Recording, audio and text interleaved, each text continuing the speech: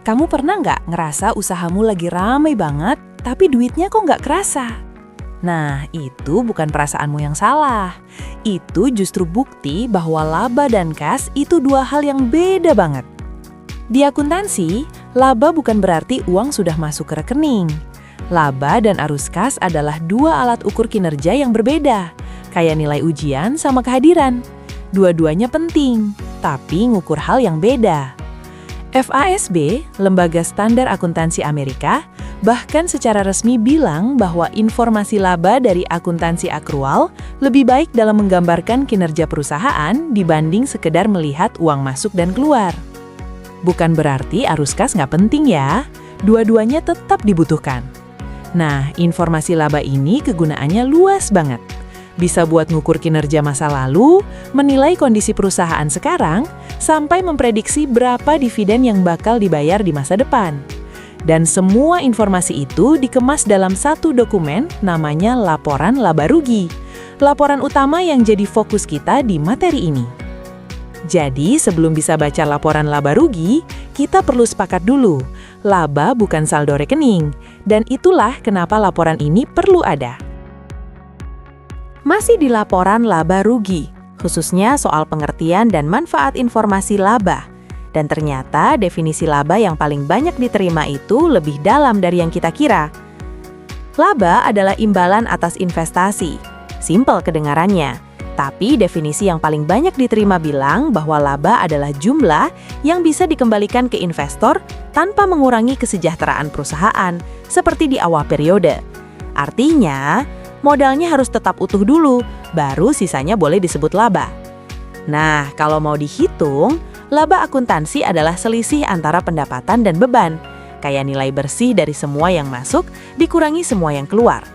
Dan tugas ngitung, ngukur, serta melaporkan laba ini dianggap sebagai tugas terpenting seorang akuntan.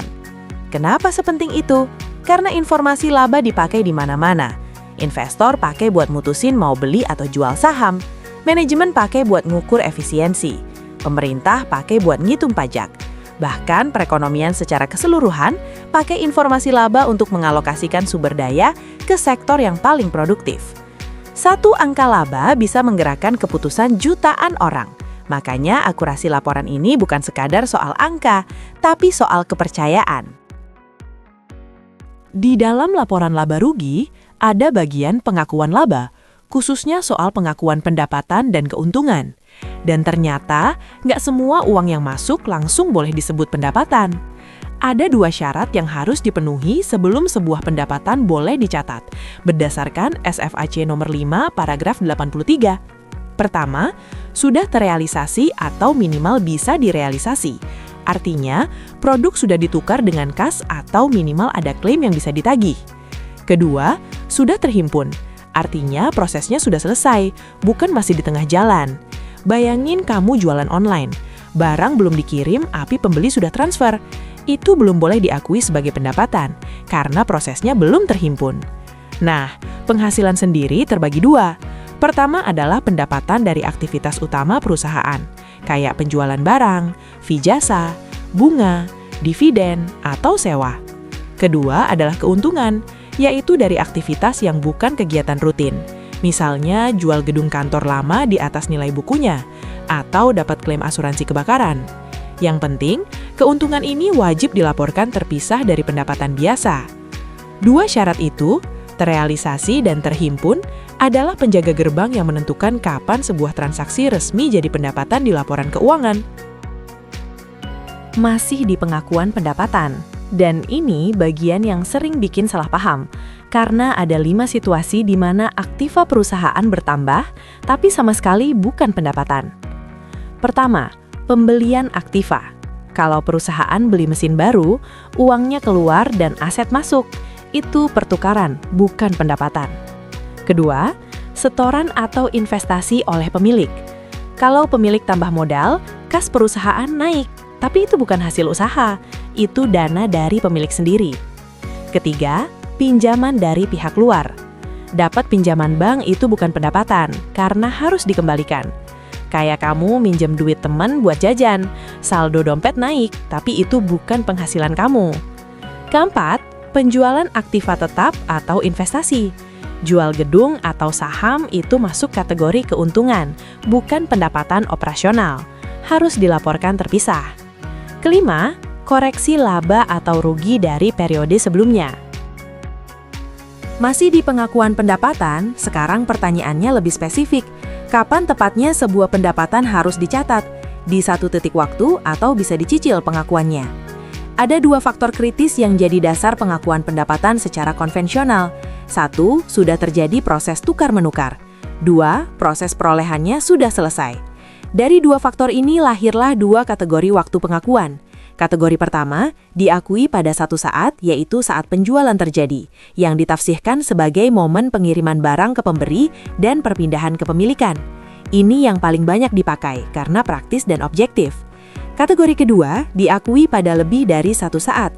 Ini berlaku kalau siklus produksinya lebih panjang dari satu periode akuntansi. Bayangin perusahaan yang bangun jalan tol selama 3 tahun. Masa nunggu selesai dulu baru ngaku pendapatan? Nggak efisien.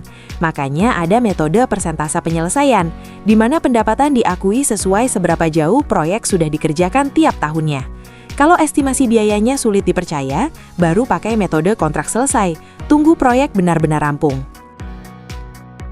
Masih di pengakuan pendapatan, dan ternyata ada 3 situasi khusus di mana aturan umum akui saat penjualan itu tidak bisa dipakai.